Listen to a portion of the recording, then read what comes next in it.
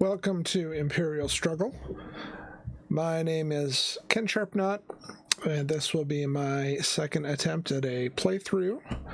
Last time I did Fields of Fire, which is probably an even more difficult game to get your head around and technically challenging than this one. This one's actually a piece of cake.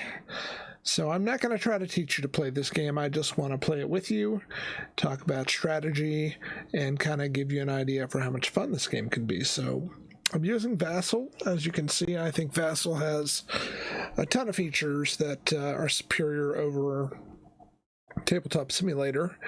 We'll look at those as we play here, but I don't want to go into too much preamble, so let's just get started. I have the default map set up right now, zoomed all the way out. You can almost get the whole thing on a 27-inch monitor. This is quite a gigantic map. I think with a 30-inch monitor, you might be able to just get the whole thing, but I'm close. So with the VASSAL module, one of the odd bits of it is they start with sort of the Spanish optional rules in play, and those basically mean these three Spanish tiles are on the board. So we're going to go ahead and remove those so that we are playing with the default rules. And you can see there's tremendous right-click functionality in this module, which is really what makes it fun to use.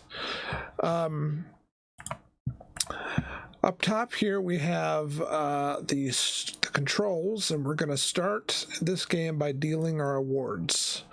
So we're getting 1 VP and 1 treaty point up in North America. Same thing down in the Caribbean. Europe's a little bit more valuable. And India is just a single VP. We're going to go ahead and drag our global demand tiles out. It's a little counterintuitive, but you have this stack of tiles. They are sort of auto shuffled. So you just kind of pull 3 of them out.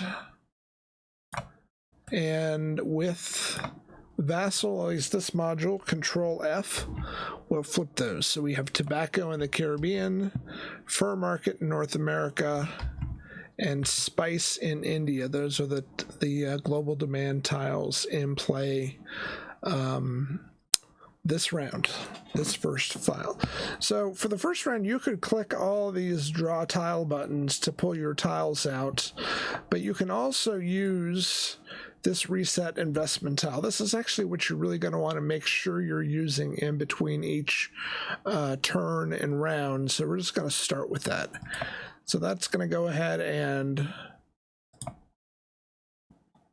pull. See, I double clicked it there. So we'll return. Now here we go.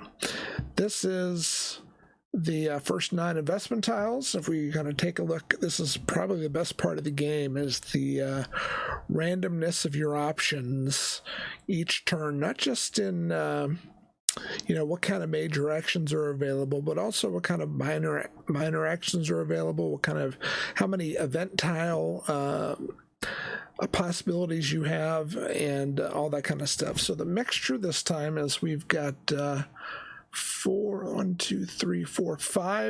tiles with event card plays on them.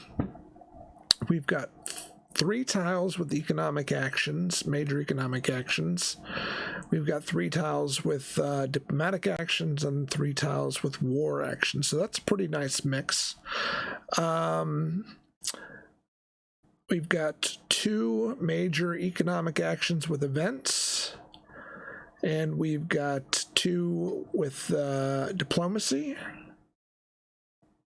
And 1 with military.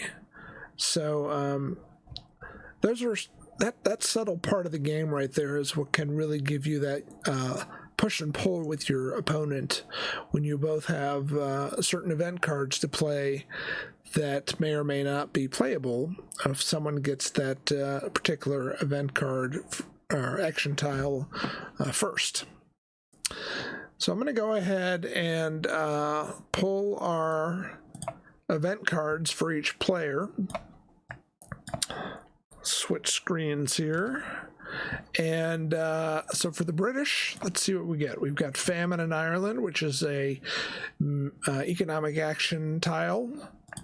We've got Alberoni's Ambition, which uses a governance ministry card to get the bonus. And we've got South Sea Speculation, which is used the finance ministry card for a bonus. So only one of these is going to require a particular major action type. The French are going to get, again, economic action to play this event. Another economic action to play this event, and this one requires finance to get the ministry card for the bonus. And then this is a military major action event card. So already we can see that there's going to be pressure on the only two major action investment tiles that have events on them.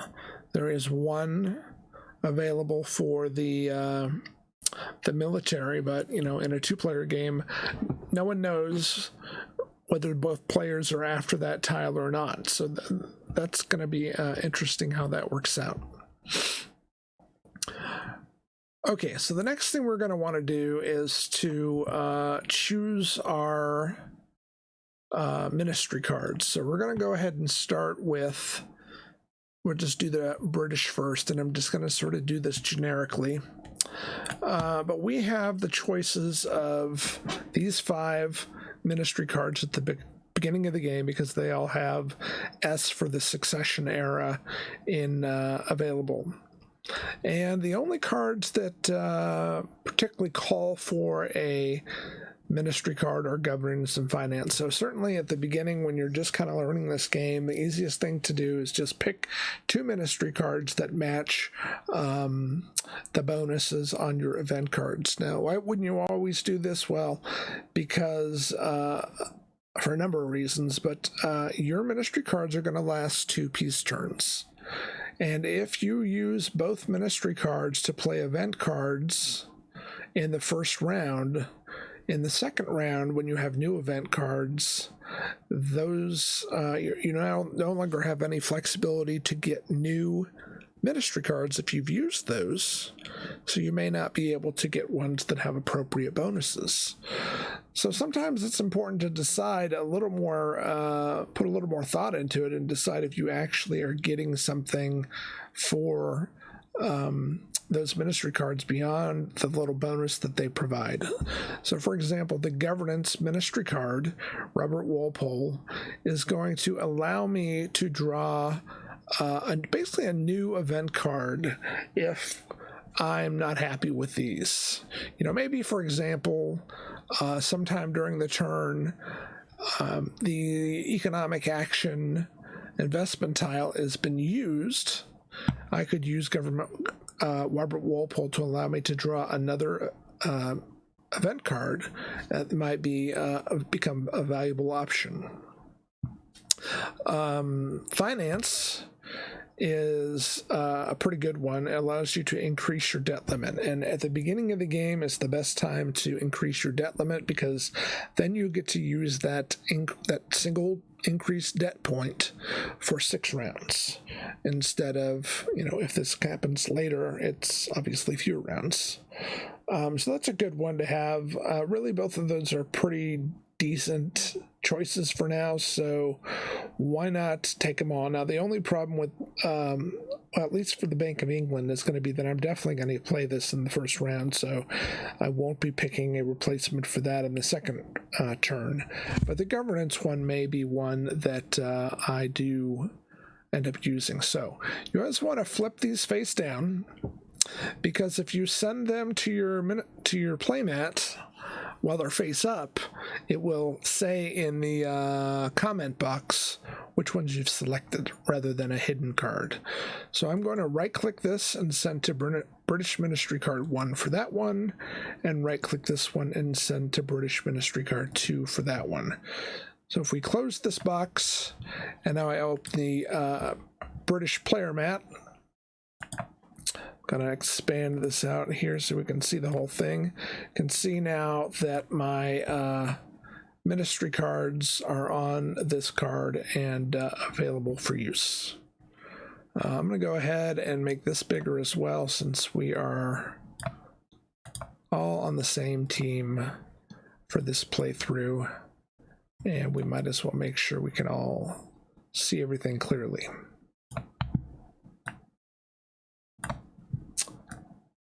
Okay. So let's do this now with the French. Get the French ministry cards out here.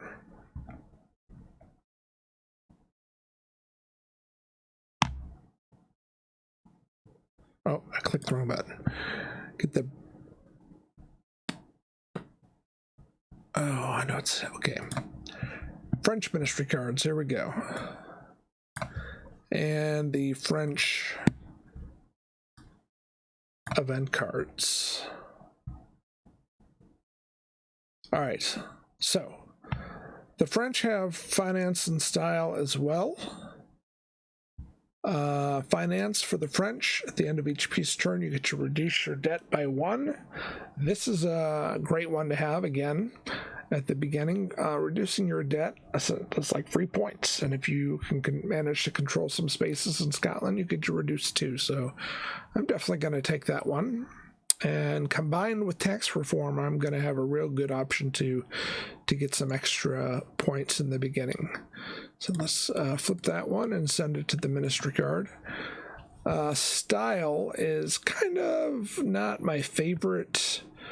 You get an extra VP if you are awarded Europe. Europe can tend to fall to France, but it's not necessarily guaranteed. So it might be a good idea to play some of these other ones rather than go for the bonus. So what is the bonus anyways? If I have that style card, it gives me a single additional diplomatic action point, which is nothing terribly impressive. So I think I'm going to not use this one, and I have these other 3 choices. And let's see, so we have the Cardinal Ministers, once per turn at the start of an action round at which your investment tile has any diplomatic action. That action confers 1 extra diplomatic action point for each of the following you control. So if you have Savoy, Sardinia, and a prestige space in Spain and or Austria, you get extra diplomatic action points. So that is decent. Now the Jacobite Uprising card and the Huguenot cards are kind of specific ways you can go as the French to try to win the Jacobite War. They can be really big point winners for you if you head in this direction, but if the British kind of play against you, that can sometimes not give you too much. If you can manage to do this one here, where you get 1 VP for a max of 4 for each flagged space, which is spaces in Scotland and Ireland, in addition to Jacobite victory markers, which you're going to get by winning things in the war phase, which will come later. So that could be 4 points in every round if you can hold on to this in this succession era, the Empire era, and the Revolution era. So that could be pretty big. Let's take that and see if we can't make that happen this time. So we're going to go ahead and make this larger as well, so that we can all see it, and pull over the French playmats, which is a little bit too big. And move this guy over here. So hopefully you guys can all see that, and I'm sharing the right screen. All right. So if we look at the French, just really quickly, the French start with one advantage tile, the Algonquin Raids, and I like to start with that flipped over so that I can see what the heck it's going to allow me to do. So that is going to allow me to place a conflict marker in a fur market. So Algonquin Raids comes because I start with, let's go over to the other map.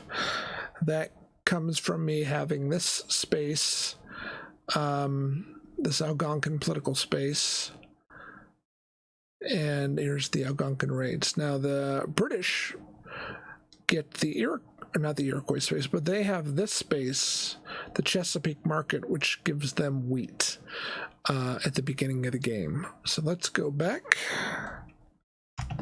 Let's pull up the British player mat, and you can see that they have wheat to begin the game, which allows them to spend one less economic action point to unflag a market in North America. All right. We're all set up except for one small detail, and that is that the French begin with the initiative. The initiative means that they have the choice of who goes first. And the decision... Sorry, I didn't understand. That's pretty funny. That's my phone who thinks I'm talking to it. So the French start with the initiative. They get to decide who goes first. And the debate over whether it's best to go first or second is a contentious one in the Board Game Geek forums. But I would say that it is easiest, especially as a new player, to just decide to go second. Going second means you always have the last say on the board. You can always try to turn the tables or defeat something that the other player's done, but you sometimes are playing a little reactionary. But in some ways, it's very advantageous to play second. However, this is where the dynamic of the investment tiles comes into play. Now, we already know between the players there are 3 event cards depending on economic major actions, and there are only 2 available. Going first is certainly going to allow you to at least get one of those. Going first might mean that you get 2 of them, and if the other player doesn't grab it right away on his first move. So that might mean that you get to play 2 of your economic actions and they don't get to play any of theirs. So there's some cat and mouse to be done there. Yeah, so I am going to go ahead as the French player, allow the British player to go first. So that's what we're going to do. And this is where we're going to pause. Call this the setup video. And we're about ready to start the game with the British. Here we have the board as it always is at the beginning. Let's take a quick look at the options for the British. They've got Robert Walpole and Governance and the Bank of England and Finance as their ministry cards. And they have Famine in Ireland, Alberoni's Ambition, and South Sea Speculation as their event cards. So this is where we're starting as the first player to go. So until the next video comes, I think you guys should deeply dream about the options available to the British and what they might do. But again, let's take a quick look at the options for the French and see what they might do as well. So here we have the French with John Law and Finance and the Jacobite Uprisings, and their event cards are interest payments, tax reform, and Great Northern War. Now, I should note, I believe that there are event cards for the French that, if they get them, really have a nice synergy with the Jacobite Uprisings. And they didn't really get any of those, so it may have not been a great idea to played Jacobite Uprisings as a ministry card, but I'm no expert. I have played this game, I think 2 or 3 complete games, maybe 2 complete games, and 3, for the first maybe 2 turns and first war. So I'm mechanically sound. I understand how the game works, and I don't have any issues with the rules. But I have only played a few players, and no one's run away with it. But there is a ton of layers, and having read what's going on Board Game Geek, there are people who have already played this game like 20 times and are still figuring out the strategies and still putting it all together. So I'm sure there are players that could really massacre me, but it doesn't feel like this game has the same issue that I had with Twilight Struggle, in that right at the beginning, if you don't know the cards and have basically memorized the cards throughout the game, you have a massive disadvantage. Certainly you've got a disadvantage in this game if you're playing someone who's like an expert who's really got them all nailed down, but I feel like you're on a more equal playing field sooner. Maybe not in that very first game, but I think by the second or third game you could play competitively against anyone who's not like an uber Imperial struggle genius. So I think next time I'll talk about some of the inaccuracies on the board. The board in the Vassal module reflects the board that was shipped, so there are some mistakes. And the one advantage of the tabletop simulator mod for this game is that they've actually corrected all of the errors on the cards and all the errors on the map, so it's accurate. I think that's at the expense of all of the functionality that comes with the Vassal module, which makes it a dream to play on by comparison, and also by comparison to playing with the actual physical pieces. So enough for now. I think my video has gone on long enough, and I'll hopefully get the first video up soon.